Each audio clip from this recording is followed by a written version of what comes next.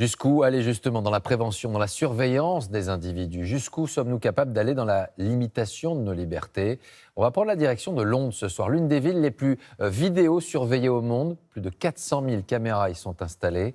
On va retrouver Anne-Claire Poignard. Bonsoir Anne-Claire. À ces caméras, il faut désormais ajouter une autre technologie. Eh bien, c'est celle de la reconnaissance faciale.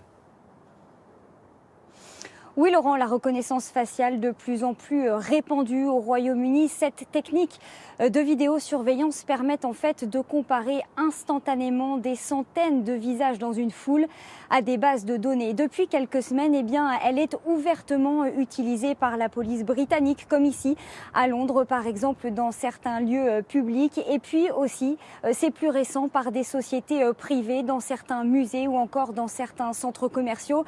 Et cela soulève évidemment de nombreuses questions. Voyez ce reportage réalisé avec Arnaud Comte et Chloé Duval. Imaginez une situation où votre visage serait scanné, filmé en direct, détaillé en pleine rue pendant que vous vous baladez et comparé à celui de suspects fichés.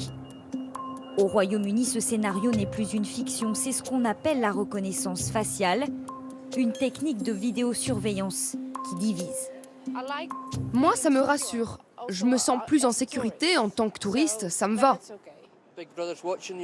On est surveillé de partout, ils ont des bases de données sur tout ce qu'on fait. Je devrais être le seul à décider qui j'autorise à savoir où je vais et ce que je fais. Le système fonctionne avec des caméras biométriques capables de comparer instantanément les traits d'un passant à ceux de suspects fichés. En cas de ressemblance, les policiers sont alertés. Ils peuvent décider d'un contrôle d'identité. Selon la police, la conservation des données est limitée. S'il n'y a pas de correspondance entre le visage scanné et le visage recherché, les données sont supprimées. C'est une comparaison instantanée. Les seules images qui sont conservées sont celles sur lesquelles il y a une alerte. Dans ce cas, elles ne sont gardées que pour 31 jours maximum.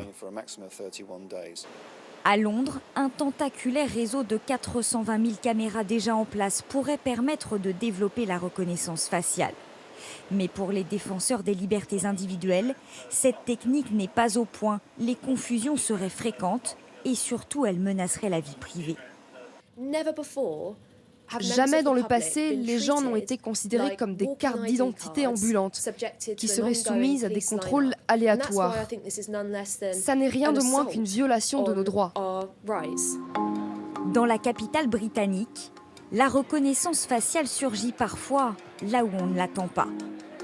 Dans ce bar, voici comment elle est utilisée. Quand vous vous approchez du bar, il y a un grand écran avec une webcam juste derrière. Quand la caméra détecte nos visages, elle est capable de dire qui est arrivé en premier. Vous êtes avant moi, je suis numéro 2. Les serveurs peuvent alors savoir sur cette tablette qui ils doivent servir en premier. Premier arrivé, premier servi. La technologie peut même vérifier que vous êtes en âge de consommer. Notre correspondant a testé. Ce système de reconnaissance faciale permet aussi de détecter votre tranche d'âge. Par exemple, j'ai 34 ans, je peux commander une bière sans aucun problème. En revanche, ma jeune collègue qui a moins de 25 ans va devoir montrer sa pièce d'identité, comme c'est l'usage dans les pubs britanniques, et le système détecte qu'elle a moins de 25 ans. Simple outil ou réelle menace pour votre vie privée? Au Royaume-Uni, il n'existe pour l'instant aucune loi spécifique pour encadrer l'utilisation de la reconnaissance faciale.